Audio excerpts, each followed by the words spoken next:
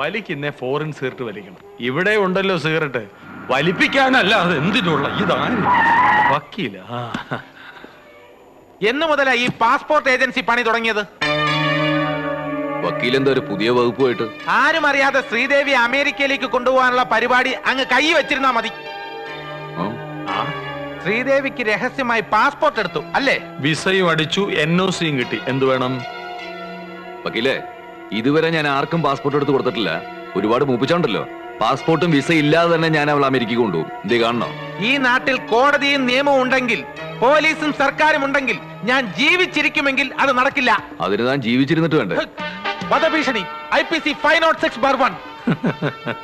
നീ ഗണിക്കണ്ട, നിന്നെ ഞാൻ കോടതി ഏറ്റും. താൻ തൊലിക്കും. എന്നിട്ട് ആ തൊലി ഞാൻ നിനക്ക് എന്നെ തരും. ഞാനും ശ്രീദേവിയും തമ്മിൽ പ്രേമത്തില്ല. താൻ എന്നാ കോപ്പുണ്ടാക്കടോ? ഇടിച്ച് ഷേപ്പ്. വിഷ്ണു പ്രശ്നം ഉണ്ടാക്കരുത്. വിഷ്ണു പ്രശ്നം ഉണ്ടാക്കരുത്. വക്കീൽ സാർ പോണം.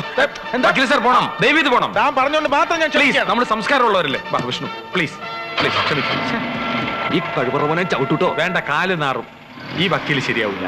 ശരിയാക്കണം. അയാള് ശ്രീദേവിയുടെ പുറകെ നടക്കാതിരിക്കാൻ വേണ്ടിയാ നിങ്ങൾ പാസ്പോർട്ട് എടുത്തൊന്നും അമേരിക്കക്ക് പോകുന്നു എന്നൊക്കെ ഞാൻ കള്ളം പറഞ്ഞത്. ആണോ?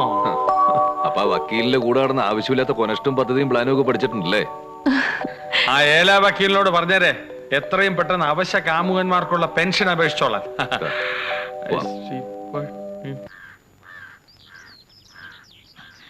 നീ ഇതുവരെ എവിടെയായിരുന്നു? TV കാണാൻ പോയതാ. നല്ല സിനിമയായിരുന്നു ചേച്ചി. നല്ല സിനിമ. അതോട് ചെല്ല്, കിട്ടും. ഇതുവരെ എവിടെ ആയിരുന്നടി? അപ്പുറത്തെ വീട്ടിൽ. അപ്പുറത്തെ വീട്ടിൽ TV. നിന്നോട് ഞാൻ 100 തവണ പറഞ്ഞിട്ടുണ്ട് അപ്പുറത്തെ വീട്ടിൽ പോയി TV കാണരുതെന്ന്. കാലത്ത് ഇറങ്ങി പോയതാ, ഇപ്പൊ കേറി വന്നിരിക്കുന്നു TV കണ്ടെന്നും പറഞ്ഞു. പ്രായമായ പെണ്ണാണെന്നും വിചാരം ഉണ്ടടി നിനക്ക്? പിന്നെ ഞാനിത് ശരിയാക്കുന്നുണ്ട്. വാ ഇവിടെ കൊല്ലു നിന്നെ. ഇനി ഒന്ന് പുറത്തിറങ്ങി നിന്റെ കാലും കൈ തല്ലി ഓടിക്കും.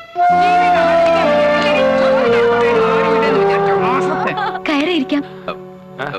വേണ്ട, ഈ വഴി പോയപ്പോ വെറുതെ ഒന്ന് കയറിയതാ. പോട്ടെ, പിന്നെ കാണാം. ഇതിവിടെ പതിവുള്ളതാ. അവൾ അപ്പുറത്തെ വീട്ടിൽ TV കാണാൻ പോയതിനാ. എല്ലാം ഞങ്ങൾ കേട്ടു. പറ്റേ ഈ ടിവിയുടെ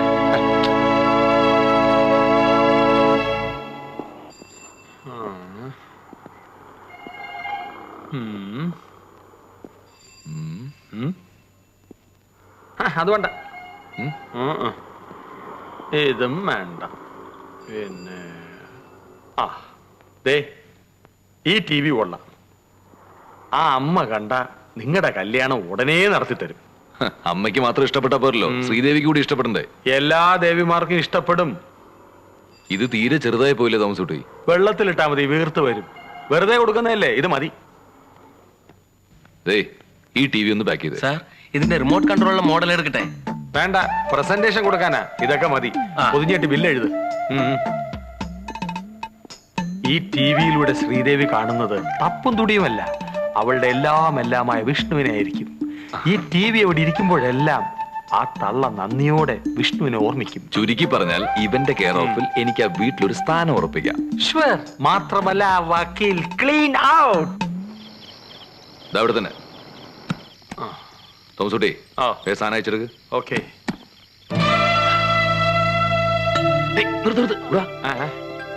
ഇതാ വക്കീലിന്റെ വണ്ടിയില്ലേ? അതെ, അയാൾ പോയിട്ട് അയച്ചാ മതി. 14 ஆண்டு நீங்கள் கானகத்தில் அலைந்து தெரிய போகும் அந்த கொடுமையான சம்பவம் நான் அமைச்சனாக இருந்த காலத்தில் நடைபெற்றது என்ற அபகீர்த்தியை கூட சுமந்து கொள்ள தயாராயிற்று. ஆனால் தங்கள் பால அன்பு പിന്നെ ഇതാണ് റിമോട്ട് കൺട്രോൾ. ഇവിടെ ഞെക്കിയാൽ പടം വരും, ഇവിടെ ഞെക്കിയാൽ പടം നിൽക്കും. അമ്മയ്ക്ക് ഇരുന്നും കിടന്നും TV ഓൺ ചെയ്യാം, ഓഫ് ചെയ്യാം. ജയശ്രീക്ക് ഇഷ്ടമായോ? ഇതൊന്നും വേണ്ടായിരുന്നു. വക്കീലിന് ഒത്തിരി കാശായി കാണും. ഇതൊക്കെ എന്റെ കടമയല്ലേ? ഇൻഷുറൻസ് കിട്ടുമ്പോ ഇതിന്റെ കാശ് എടുത്തിട്ട് ബാക്കി തന്നാ മതി. കാശല്ല, നിങ്ങളുടെയൊക്കെ സ്നേഹവും സന്തോഷവുമാണ് എനിക്ക് വലുത്.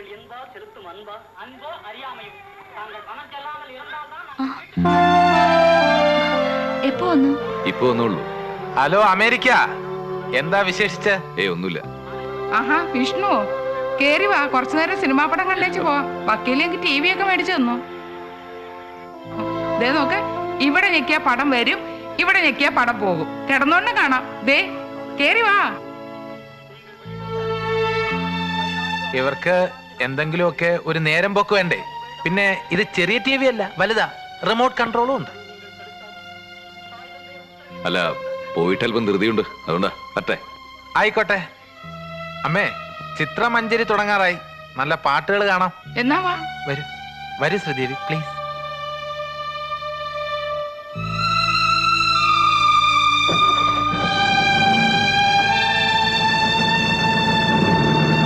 ആ വക്കീലിനെ ഇനി ഇങ്ങനെ വിട്ടാ പറ്റില്ല.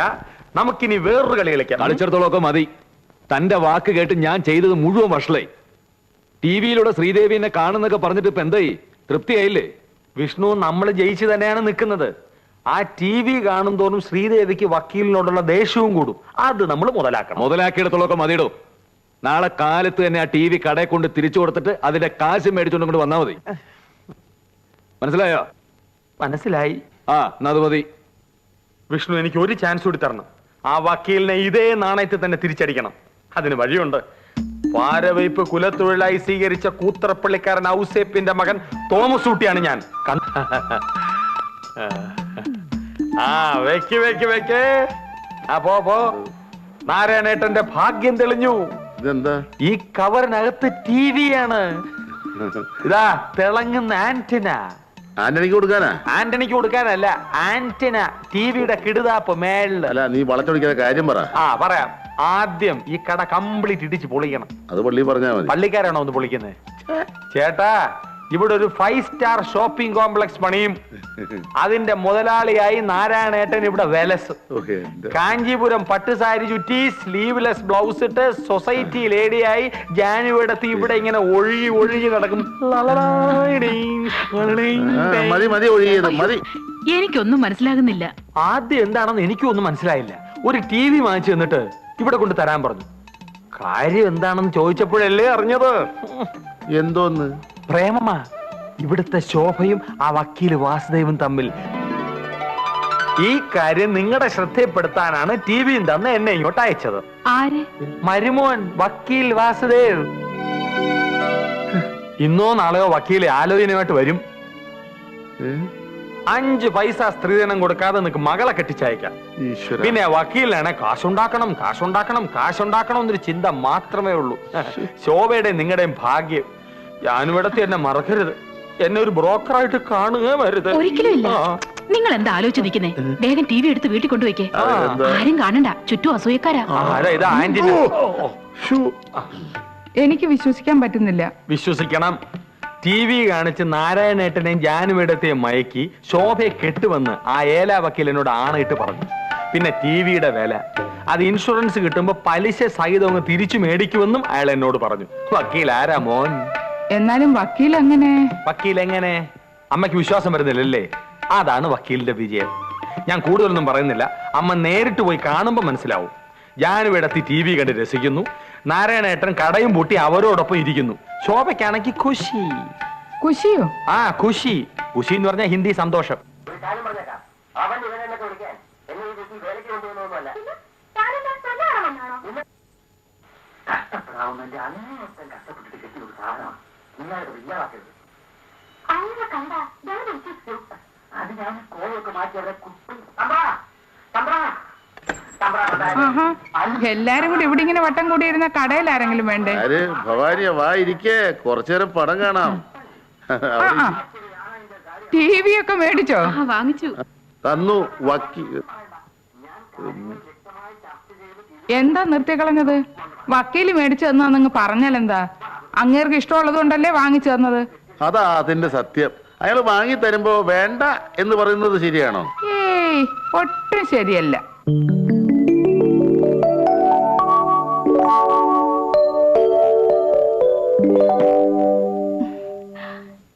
എനിക്കിഷ്ടപ്പെട്ടു.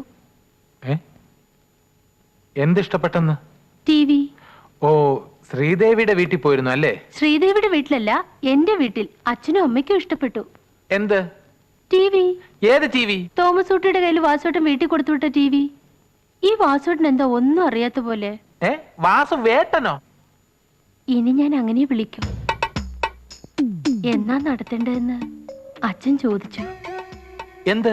വിവാഹം. ഗുരുവായൂർ വെച്ച് നടത്താനാ അമ്മയ്ക്ക് ഇഷ്ടം. ഗുരുവായൂർ വേണ്ട, ശബരിമലയിൽ വെച്ചായാലോ? അയ്യോ, അച്ഛനും അമ്മയ്ക്കും പ്രായമായി, മല കയറാൻ ബുദ്ധിമുട്ടാ. നമുക്ക് ഗുരുവായൂർ വെച്ച് മതി വാച്ചോട്ടോ. അതിരിക്കട്ടെ, ഈ ടിവിയുടെ വിവരം ശ്രീദേവി അറിഞ്ഞോ? അറിഞ്ഞു കാണും. അമ്മായി ഇന്നലെ വീട്ടിൽ വന്നിരുന്നു, TV കണ്ടു. പെട്ടെന്ന് നടത്തണമെന്ന് അമ്മായിയും പറഞ്ഞു.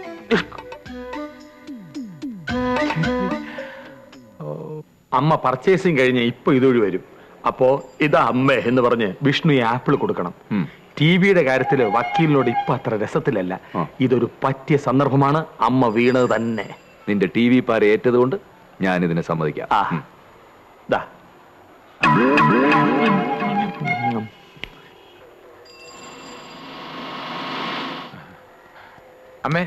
അമ്മയെ കാണാൻ ഞാൻ വീട്ടിൽ പോയിട്ട് വരിക. അമ്മ എന്നെ തെറ്റിദ്ധരിച്ചിരിക്കുക. എന്നെയും ശ്രീദേവിയും തമ്മിൽ അകറ്റാൻ വേണ്ടി കുബുദ്ധികൾ പല കുതന്ത്രങ്ങളുമായിട്ട് ഇറങ്ങിയിട്ടുണ്ട്. അവരുടെ വരയിൽ അമ്മയെ പോലെ ബുദ്ധിയുള്ള ഒരു സ്ത്രീ വീഴുക എന്ന് പറഞ്ഞാൽ... പെണ്ണുങ്ങളുള്ള വീട്ടിലെല്ലാം വക്കീല് TV വാങ്ങിച്ചു കൊടുക്കുമെന്നാ എല്ലാരും പറയുന്നത്. ഈശ്വര, അമ്മയ്ക്കല്ലാതെ വേറൊരു കുഞ്ഞിന് ഞാൻ TV... അമ്മേ, നാരായണൻ ചേട്ടന്റെ വീട്ടിൽ TV വാങ്ങിച്ചു കൊടുത്തത് ഞാനല്ല. പിന്നെ TV താനേ പറഞ്ഞ അവിടെ ചെന്നിരിക്കുവോ? ആങ്ങളേക്ക് TV വാങ്ങിക്കാനുള്ള കഴിവില്ലെന്ന് എനിക്കറിയാം. അതെനിക്കും അറിയാം. ഇത് വേറെ ആരോ TV വാങ്ങിച്ചു കൊടുത്തിട്ട് എന്റെ പേര് പറഞ്ഞിരിക്കുക. അതിന്റെ ആവശ്യം നമ്മളെ തമ്മിൽ തെറ്റിക്കാൻ. അമ്മേ, അവനെ കണ്ടുപിടിച്ച് അമ്മയുടെ മുമ്പിൽ കൊണ്ട് നിർത്തി ഞാൻ സത്യം പറയിക്കും. ഈ കാലത്ത് ആരെയും വിശ്വസിക്കാൻ പറ്റത്തില്ല എന്റെ വക്കീൽ. ബില്ല് കിട്ടിയോ? അമ്മേ കണ്ടോ, ദാ TV വാങ്ങിച്ച ബില്ലിന്റെ കോപ്പി ആ കടയിൽ നിന്ന് ഞാൻ സംഘടിപ്പിച്ചെടുത്തതാ.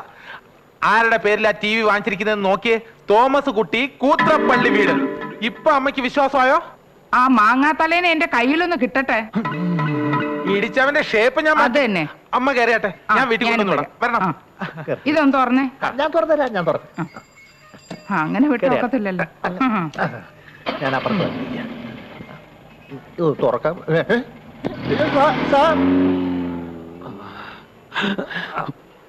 സമാധാനമായല്ലോ. പാരവെപ്പ് കുലത്തൊഴിലാക്കി മാറ്റിയ കൂത്രപ്പള്ളിക്കാരൻ ഔസേപ്പിന്റെ മകൻ തോമസ് കുട്ടി ഒരു കാര്യം ചെയ്തോണം. ഈ നിമിഷം തന്നെ നാരാണ്ട് വീട്ടിൽ പോയി TV അഴിച്ച് തിരിച്ചെടുത്തോളാം. അത് തിരിച്ചെടുക്കടാ.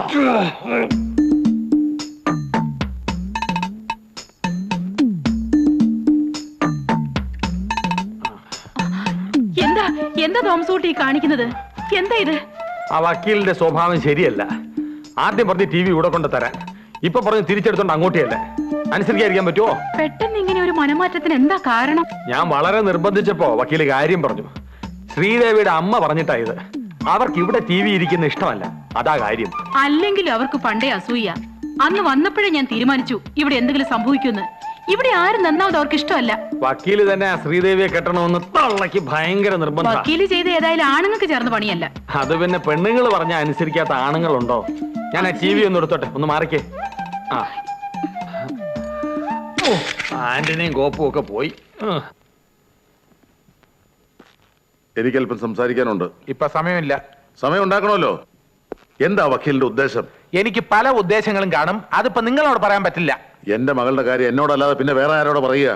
ചില തീരുമാനങ്ങൾ എടുക്കാനാ ഞാൻ വന്നിട്ടുള്ളത്. ഞാൻ തീരുമാനമെടുത്ത് കഴിഞ്ഞു. എന്ത്? ഞാൻ ശ്രീദേവി വിവാഹം കഴിക്കും. അപ്പൊ എന്റെ മോളോ? നിങ്ങളുടെ മകൾ എന്റെ ഒരു ശമ്പളക്കാരി മാത്രമാണ്. മറ്റ് യാതൊരു ബന്ധങ്ങളും ഇവരുമായിട്ട് എനിക്കില്ല. ഓഹോ, ഇപ്പൊ ഇങ്ങനെ ആയല്ലേ?